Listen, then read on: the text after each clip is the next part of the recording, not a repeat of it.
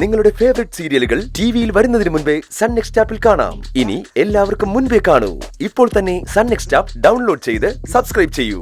എന്തിനായിരുന്നു ആമി നീ ഇതൊക്കെ കാട്ടിക്കൂട്ടിയത്? എന്താടി ചോദിച്ചു കേട്ടില്ലേ? ഇതിന് നീ മറുപടി പറഞ്ഞ ഡെത്ത് മാത്രമല്ല ഞാനും നിന്റെ കൂടെ നിൽക്കും. അത് പിന്നെ എനിക്ക് അസുഖമായിരുന്നല്ലോ. എന്നിട്ട് ഇത്ര പെട്ടെന്ന് അസുഖം മാറിയോ? മാറി. അതുകൊണ്ടാണല്ലോ എനിക്ക് തിരിച്ചറിവ് വന്നത്. കള്ളം, പച്ചക്കള്ളം. നിനക്ക് യാതൊരു അസുഖവുമില്ല. എന്ന് ദത്തൻ എങ്ങനെ അറിയാം? എനിക്ക് മാത്രമല്ല, ആ വിവരം ഈ വീട്ടിലെ ഗോമതേച്ചിക്കും അറിയാം. എന്താ ഞാൻ അവരെ വിളിച്ച് പറയിപ്പിക്കട്ടെ? നീയേ അവരോട് പറയുന്നത് ഞാൻ എന്റെ ചെവി കൊണ്ട് കേട്ടതാ.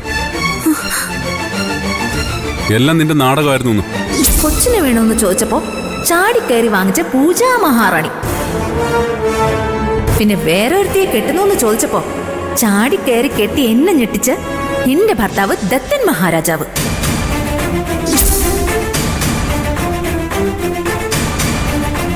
എന്നാലും മോൾ അഭിനയിച്ചതാണെന്ന് ആര് കണ്ടാലും തോന്നില്ല കേട്ടോ. അത്രയ്ക്ക് ഒറിജിനാലിറ്റി ആയിരുന്നു കേട്ടോ. നിന്നെ ഞാൻ തല്ലുന്നില്ല. വെറുതെ എന്തിനാ എന്റെ കൈ മെനക്കെടുത്തുന്നത്? പക്ഷെ ഇനി നിനക്കിവിടെ എന്റെ കൊച്ചുമകളായിട്ട് ജീവിക്കണമെന്നുണ്ടെങ്കിൽ ഇനി ഞങ്ങളോട് പറഞ്ഞേ പറ്റൂ. എന്തിനായിരുന്നു ഈ അഭ്യാസങ്ങളൊക്കെ? സ്വത്തിന് വേണ്ടിയോ, അധികാരത്തിന് വേണ്ടിയോ, അതാ ഞങ്ങളെയൊക്കെ ഇല്ലായ്മ ചെയ്യാനോ? അയ്യോ, സ്വപ്നത്തിൽ പോലും അങ്ങനെയൊന്നും വിചാരിച്ചിട്ടില്ല. എങ്കിൽ നീ പറ, എന്തായിരുന്നു നിന്റെ മനസ്സിൽ? അത് പിന്നെ മുത്തശ്ശി തര ഓങ്ങി വെച്ചതാ. തൽക്കാലം എന്റെ കൈ കൊണ്ട് കിട്ടിയെന്ന് വിചാരിച്ചാൽ മതി. പറയടി, പറ, എന്തായിരുന്നു നിന്റെ യഥാർത്ഥ അസുഖം? എടി, മുത്തശ്ശി പറഞ്ഞു നീ കേട്ടല്ലോ. ഇനി നിനക്കിവിടെ മുത്തശ്ശിയുടെ കൊച്ചുമോളായി ജീവിക്കണമെന്നുണ്ടെങ്കിൽ നീ ആ സത്യം തുറന്ന് പറയണം.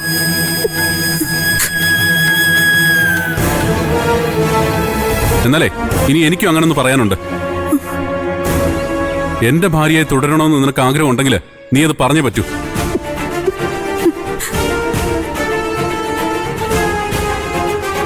ഇല്ലെങ്കിൽ ഇപ്പൊ ഈ നിമിഷം ഈ വീട് വിട്ടു പോയിക്കോണം. എന്റെ ജീവിതം വിട്ടും.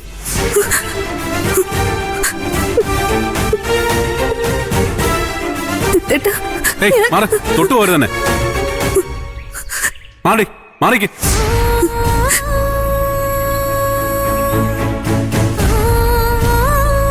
ഞങ്ങളെക്കാൾ വലുതാണ് നിനക്ക് ആ രഹസ്യമെങ്കിൽ ആയിക്കോ. മനസ്സിൽ ഭദ്രമായി പൂട്ടിവെച്ച് എങ്ങോട്ടാ ചപ്പിക്കോ. പിന്നെ ഈ ജന്മം നിന്നെ ഞങ്ങളുടെ കൺവട്ടത്ത് കണ്ടുപോകരുത്. മുത്തശ്ശി പറഞ്ഞില്ലേ, ഈ ബന്ധങ്ങളൊക്കെ അവസാനിച്ചു. ഇല്ല, ഒന്നും അവസാനിച്ചിട്ടില്ല. എങ്കിൽ പറ, എന്താ സംഭവിച്ചത്?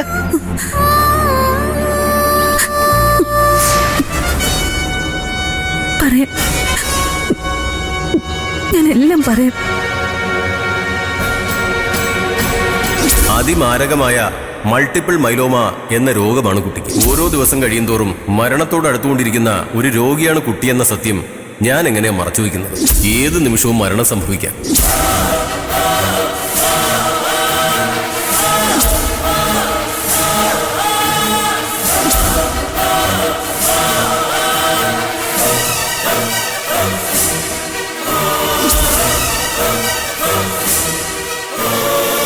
അന്ന് ഞാൻ അങ്ങനെ ഒരു ടെക്നിക്ക് കാണിച്ചില്ലായിരുന്നെങ്കിൽ അവന്മാർ എനിക്ക് പണി തരുമായിരുന്നു.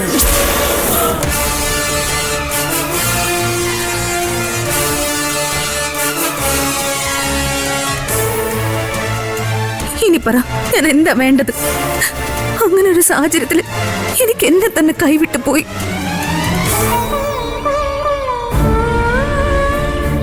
സത്യം പറഞ്ഞ നിങ്ങളൊക്കെ വിശ്വസിച്ചതുപോലെ അതൊരു ഭ്രാന്ത് തന്നെയായിരുന്നു. ഏത് നിമിഷവും മരിച്ചു പോകുന്നറിഞ്ഞപ്പോ ഞാൻ എന്റെ ദത്തണ്ണി കുഞ്ഞിനെയും അനാഥമാക്കാതിരിക്കാൻ അരുതാത്തതൊക്കെയും കാണിച്ചു കൂട്ടി ഭ്രാന്തെന്ന കൊട വെച്ച് മറ പിടിച്ചു. സമ്മതിച്ചു, എല്ലാം സമ്മതിച്ചു. പക്ഷെ അതിന് ഇങ്ങനൊക്കെ കാട്ടിക്കൂട്ടുന്ന എന്തിനാമി? എനിക്കപ്പോ അങ്ങനെ തോന്നിയത്. സത്യം പറയാലോ, ഇതെല്ലാം കേട്ടിട്ടെ എനിക്ക് നിന്നോട് ഒരു സഹതാപം തോന്നുന്നില്ല. അടിച്ച് കർണം പിടിക്കുക വേണ്ട. തല്ലിക്കോ, എത്ര വേണമെങ്കിലും തല്ലിക്കോ. പക്ഷെ എനിക്ക് എന്റെ കുഞ്ഞിനെ വേണം.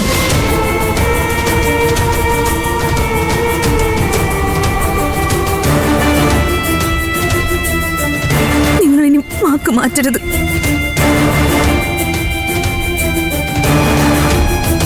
ഞാൻ കഥ പറഞ്ഞ കുഞ്ഞിനെ തിരിച്ചു പിടിക്കാൻ നിങ്ങൾ എന്റെ കൂടെ നിൽക്കാന്ന് ഉറപ്പ് തന്നതല്ലേ?